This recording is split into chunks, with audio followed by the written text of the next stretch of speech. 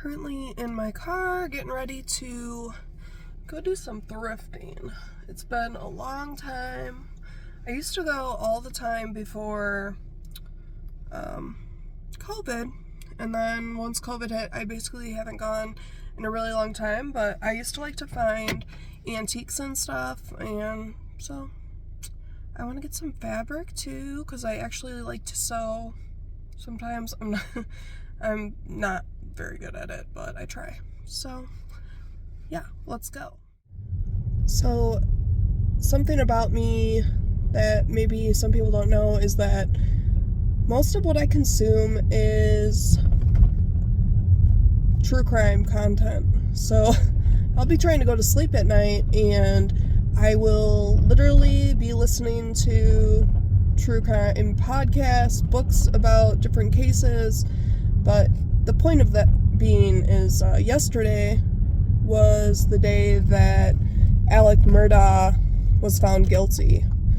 And I don't know, it wasn't a case that I was like super familiar with until the trial started basically, and then the Netflix documentary and the HBO documentary came out. I did watch both of them. It was interesting to see. It was the same story obviously, but different companies bring different perspectives, and I really enjoyed both of them because I felt like I had a pretty good understanding of the case overall.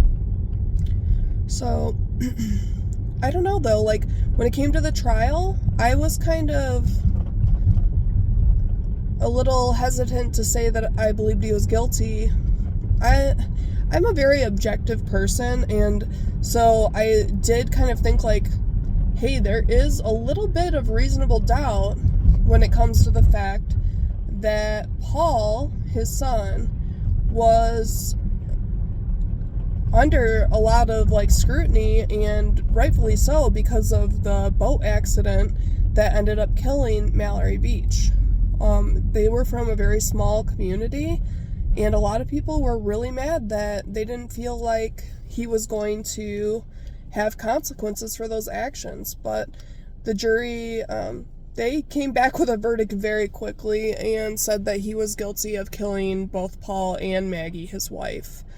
I'm kind of interested to see what happens from here, because if you know anything about the cases, then you know that there are other mysterious deaths that are linked to their family name.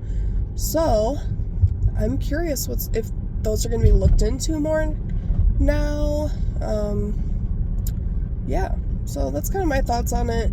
Today, the judge sentenced him to life on both accounts, both the murder for Maggie and the murder for Paul.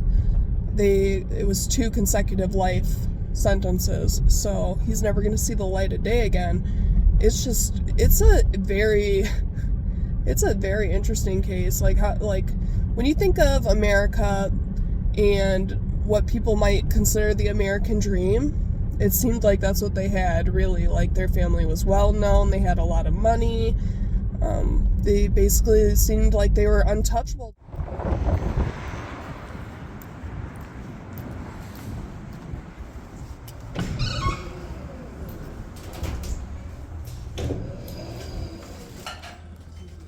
It's super busy in here, but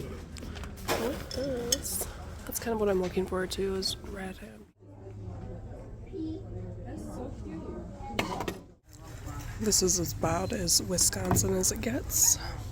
What's interesting though, and I kind of want to buy it just for nostalgic value, is my grandma used to have this exact photo. It's only $7, so I mean,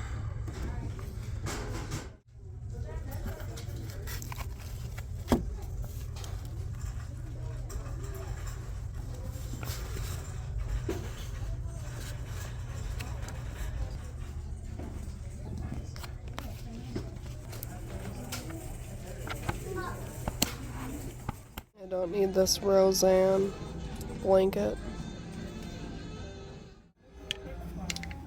I kind of came here with the hopes I could find some fabric to sew with, but I'm not finding much, if anything at all.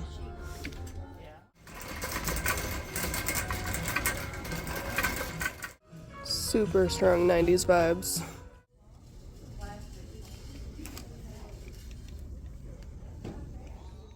As much as I want this, I don't think I have anywhere to hang it.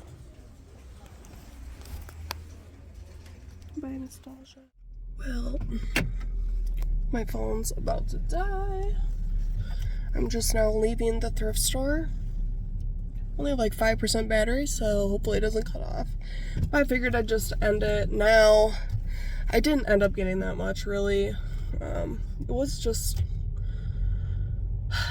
kind of a disappointing thrifting day, but that happens sometimes. I did get the Roseanne blanket because I don't know, I just like have a thing for like when you can tell somebody put a lot of work into something, I think it needs to be appreciated, and that blanket will be just perfectly fine with a good wash. So I got that, and then I did find that jean jacket, which I thought was a pretty good deal considering it was Wrangler. It's $10. It's an extra large, but I like all my stuff oversized. But anyways, I guess that'll be all for this video. Thanks for coming with me, and stay tuned for future shop with me, antique with me, thrift with me stuff, because it's one of my favorite things to do. Thanks. Bye.